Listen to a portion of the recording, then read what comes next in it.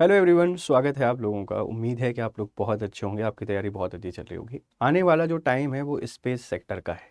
जिस तरीके से आज तकनीक हर किसी के लिए ज़रूरी है, वही देश शक्तिशाली हैं जिनके पास बेहतर तकनीक है। उसी तरीके से आगे आने वाला जो टाइम है वो स्पेस का होगा। वो देश ज़्यादा शक्तिशाली माना जाएगा जिसके पास स्पेस पावर होगी या स्पेस का हब होगा। अब देश के विकास में राज्यों का बहुत बड़ा योगदान होता है। राज्य भी बेहतर तरीके से एक देश को सशक्त बनाने में या विकसित बनाने में इंपॉर्टेंट रोल प्ले करते हैं। इसीलिए भारत में संघवाद को अपनाया गया है। भारत को स्पेस सेक्टर में सशक्त बनाने के लिए मध्य प्रदेश सरकार ने अपनी एक नई स्पेस पॉलिसी बनाई है। तो स्वागत है आप सभी लोगों का। मेरा नाम है गौरव शर्मा। हम यहाँ पर एमपी के जो स्पेस पॉलिसी है इसके बारे में कुछ डिस्कस करेंगे। साथ में देखेंगे कुछ और इंपॉर्टेंट करंट अफेयर्स जो कि मध्य प्रदेश से रिलेवेंट रहेंगे या एमपी से रिलेटेड रहेंगे। चलिए देखते हैं आज की कहानी को। आप सभी का स्वागत है। आपको ये वीडियोस पसंद आती हैं तो इनको शेयर करें।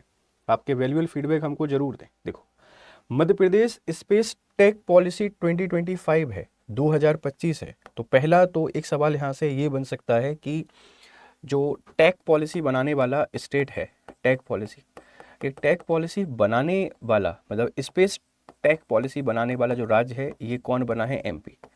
मध्य प्रदेश ऐसा पहला राज्य बन गया है जो स्पेस पॉलिसी बना रहा है और इनका टारगेट है कि मध्य प्रदेश को स्पेस हब के तौर पे डेवलप करना है।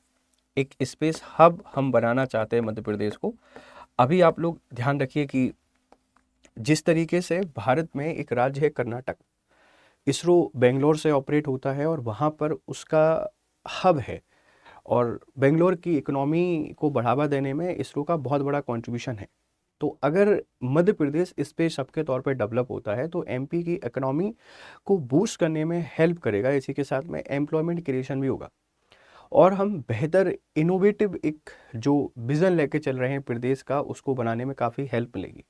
तो स्पेस पॉलिसी बनाने वाला राज्य कौन बन गया है? मध्य प्रदेश। अब इसकी खासियत क्या है समझिए।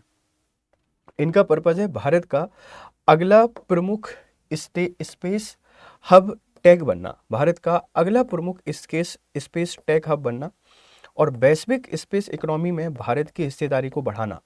जो हम बना रहे हैं स्पेस पॉलिसी, उसका पर्पज ही सिंपल है कि जैसे बेंगलोर अभी है, हम उसी तरीके से मध्य प्रदेश को स्पेस टेक का हब बनाना चाहते हैं और भारत की जो भागीदारी है वैश्विक स्पेस नीति में, इसको बढ़ावा देना चाहते हैं। ध्यान रखिएगा।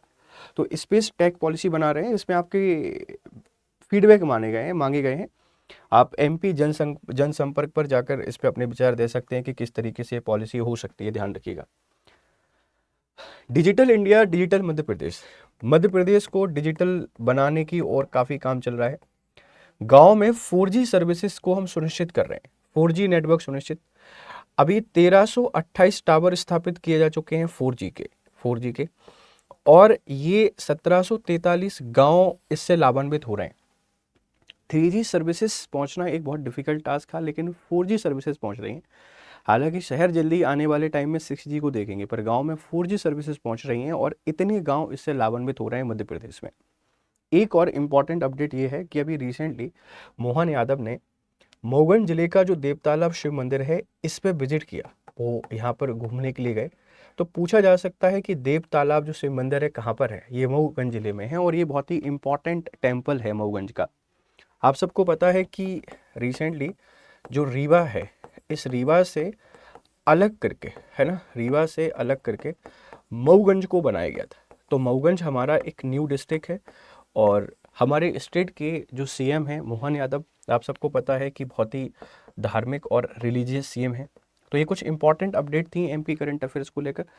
आपको ये खबरें कैसी लगती हैं, इसके बारे में हमको जानकारी जरूर दें। इसी के साथ में ध्यान रखिए कि आप एमपीपीएससी की तैयारी कर रहे हैं तो हमारे एक बैच है आरंभ 9.0।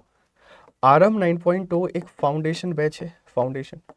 और ये जो बैच है, ये बैच आपके 2026, 2027 और 2028 के लिए बहुत ही हेल्पफुल है।